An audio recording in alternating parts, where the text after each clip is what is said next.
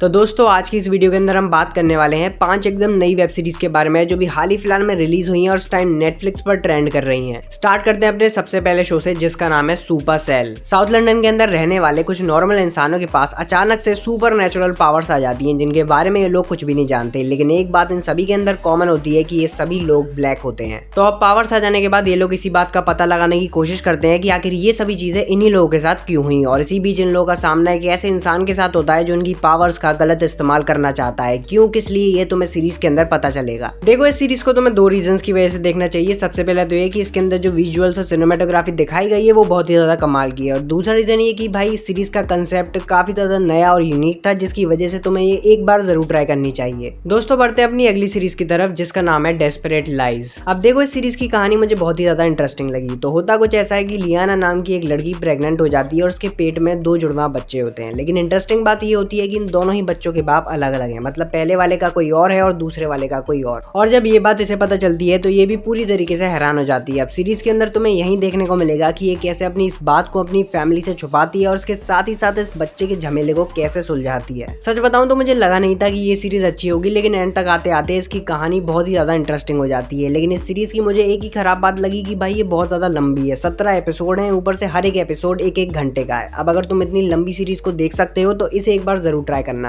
हाँ तो भाई लोग हमारी नेक्स्ट सीरीज का नाम है द व्हिर्लविंड। इस सीरीज की कहानी सेटअप होती है कोरिया के अंदर, जहाँ पे पॉलिटिकल पावर्स का गलत इस्तेमाल करके करप्शन को बढ़ावा दिया जा रहा है, और इन्हीं सब चीजों को रोकने के लिए साउथ कोरिया का प्राइम मिनिस्टर कोरिया के प्रेसिडेंट को मरवा देना चाहता है, क्योंकि कोरिया के अंदर जितना भी करप्शन बढ़ रहा है वो इसी प्रेसिडेंट की वजह से हो रहा है। अब सीरीज के अंदर तुम्हें यही देखने को मिलेगा कि कैसे हमारा ये प्राइम मिनिस्टर इस प्रेसिडेंट को मारता है। और अगर बाय चांस तुम लोगों ने हाउस ऑफ कार्ड्स या द क्राउन सीरीज को देखा है और तुम्हें वो अच्छी लगी थी तो ये भी तुम्हें जरूर पसंद आएगी, क्योंकि इसके अंदर एक्टर्स ने जो परफॉर्मेंस दी है वो बहुत ही ज्यादा कमाल की है। दोस्तों बढ़ते हैं अपनी अगली सीरीज की तरफ जिसका नाम है गैंग्स ऑफ ग्लेशिया। एक लड़की जो प्रोफेशन से लॉयर है उसके पास एक दिन खबर आती है कि उसके फादर की डेथ हो चुकी है, जिसकी वजह से उसे अपने होम टाउन ग्लेशिया वापस आना पड़ता है। लेकिन यहाँ आने के बाद इसे पता चलता है कि इसके फादर कोई नॉर्मल इंसान नहीं बल्कि में एक ड्रग डीलर थे जो एक बहुत बड़े ड्रग एम्पायर के लिए काम करते थे, जिसको संभालने का काम डेनियल नाम का एक लड़का करता था। और इसी लड़के से एना यानी कि ये जो लड़की है उसको प्यार हो जाता है, जिसके बाद इसकी लाइफ पूरी तरीके से चेंज हो जाती है। देखो बेसिकली इस सीरीज की कहानी फॉलो करती है इस बात को कि क्या ये लड़की अपने फादर की डेथ का रियल रीजन जान पाती है कि नहीं। अब अगर तुम लोगों को क्राइम ड्रामा देखना पसंद है तो भाई मेरे हिसाब से तुम्हें एक बार जरूर ट्राई करनी चाहिए, क्योंकि इसकी स्टोरी काफी ज्यादा एंगेजिंग है, मतलब तुम्हारा अच्छा खासा टाइम पास कर देगी। हाँ तो यार हमारी लास्ट सीरीज का नाम है बॉटकिन, जिसके अंदर हमें कहानी देखने को मिलती है 3 पॉडकास्टर की जो भाई बॉटकिन नाम के एक छोटे से शहर में आते हैं कुछ केसेस को इन्वेस्टिगेट करने के लिए। अब असल में होता कुछ ऐसा है कि इस शहर से 3 लोग अचानक से गायब हो जाते हैं जिनके बारे में कोई भी कुछ नहीं जानता कि आखिर वो लोग कहाँ गए, और इन्हीं के बारे में इन्वेस्टिगेट करने के लिए ये तीनों पॉडकास्टर इस शहर में आते हैं। तो स्टार्टिंग में तो इन तीनों को लगता है कि ये इस केस को आसानी से सॉल्व कर देंगे, लेकिन जैसे जैसे अपनी इन्वेस्टिगेशन को आगे बढ़ाते जाते हैं भाई केस उतना ही ज्यादा उलझता जाता है। देखो इस सीरीज की सबसे बढ़िया बात मुझे ये लगी कि भाई स्टार्टिंग से लेके एंड तक सस्पेंस बना रहता है, और बीच बीच में थोड़ी बहुत कॉमेडी भी डाली गई है जो तुम्हें सीरीज से एंगेज करके रखेगी। और इसी वजह से भाई मैंने भी इस सीरीज को काफी ज्यादा एंजॉय किया, और मैं चाहता हूँ कि तुम भी इसे एक बार जरूर देखो अगर तुमने अभी तक नहीं देखी है तो।